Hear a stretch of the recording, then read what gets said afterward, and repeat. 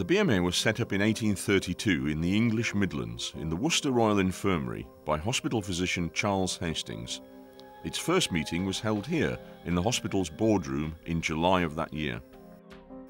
The association grew rapidly and established its first London headquarters in the 1870s, using a number of buildings which it bought and extended, and its final central London home was in the Strand at what is now Zimbabwe House.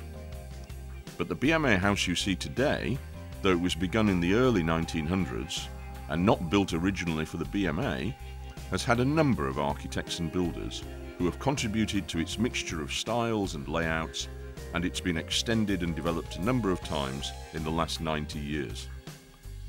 Though it still holds the predominant style of its original architect, Sir Edward Lutyens, the most recent changes, completed in the summer of 2008, seek to combine the best of the old with the high standards and demands of a modern business centre.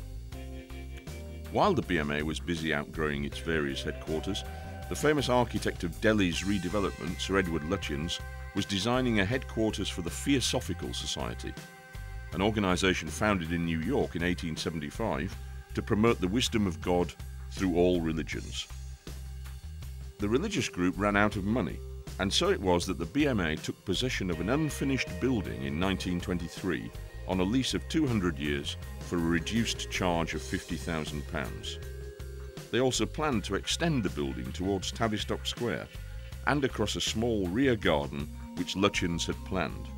The garden area had been occupied by Tavistock House, whose 18 rooms had been the home of novelist Charles Dickens in the late 1850s. Lutyens was re-engaged, and in July 1925 BMA House was opened by King George V and Queen Mary, grandparents of our current Queen. Wrought iron gates in the courtyard, designed by Lutyens as a memorial to BMA members killed in the 1914-18 war, were dedicated by the Archbishop of Canterbury.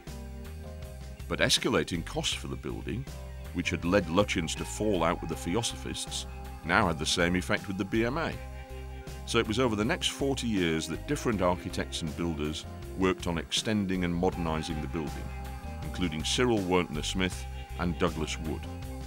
In 1954, Sir Rowland Pearce designed the central courtyard fountain and its surrounding statues as a memorial to doctors killed in World War II. In the 1960s, the building was extended again, and in the 1980s, controversially, the uncompleted Lutyens barrel vault ceiling in the Great Hall, originally designed as the Theosophist Temple, was partitioned off horizontally and a new suite of meeting rooms created. The only remaining sections of the barrel roof can be seen today in 2 of these rooms. The Great Hall, having been a meeting room and a badminton court, was reconstructed and became the BMA's library. In April 2005, architects HOK International were appointed to oversee a radical plan to combine the best of Lutyens and his successors with the modern needs of BMA members, its staff, its tenants, and the many outside users of the building. HOK's vision, with Drivers Jonas as project manager and Wallace Group as the main contractor, was to preserve and restore the best of traditional designs, but bring in modern techniques and modern facilities to make the building once again the showpiece it had originally been. The heart of Lutyens' building was the Great Hall, and so it remains today. Restored and modernised into a 300-seat conference hall with a stunning retractable seating system, the first ever to be installed in the UK, which allows the 115 feet long space to be adapted for all sorts of needs: full seating theatre style, full exhibition, dining area, or anywhere in between. One striking new feature is in fact part of Lutyens' original unrealised vision for the building. Lutyens envisaged a walkway round the central courtyard which would link all parts of the building indoors at ground floor level. In 2008, his dream has been realised by the creation of a huge steel bridge above a new garden room cafe area which originally housed the 90-seat council chamber of the BMA.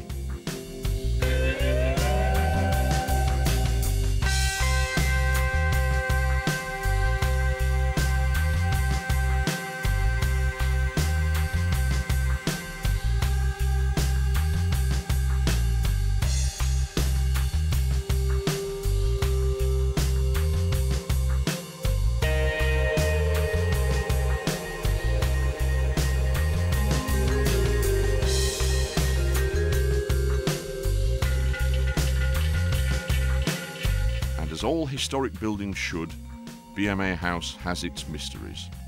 For one, it is not what it seems. Demolition on the first floor of the main building of modular offices and corridor walls to create the new 97-seat debating chamber for the BMA revealed massive steelworks embedded in the brickwork, probably the result of building material shortages in the 1920s, but nobody knows. This steel has had to be replaced, and over 2 tons of bolts now support it. A major change to the building is the creation of a new main entrance. Created from a closed-in and little-used hallway, the entrance and reception area was created from staff offices, the telephone switchboard room, and a public enquiry office. Taking down walls and extending ceilings back towards their original height allowed the builders to create a much more open space, with a visitor waiting area, reception and conference registration facilities, leading to an exhibition area and access to the new open plan library.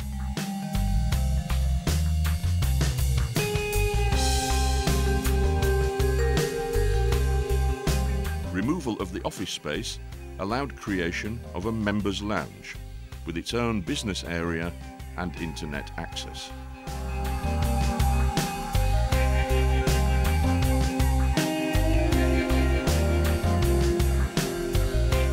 The subjects you will debate here, as I've been able to do, not just as President but as for other events that you've held here, does make it a really important venue for a whole lot of subjects, and I hope that that will continue to be true and that I will have the opportunity to come back here and share some of these premises with you and those who really need to come and use it on a professional basis.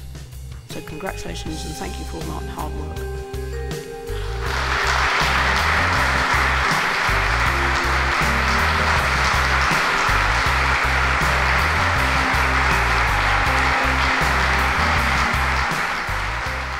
With its new meeting and conference facilities, debating chamber, garden room and cafe, BMA House is set to be a major attraction for outside business and social users in the rapidly expanding area around the St Pancras Eurostar complex.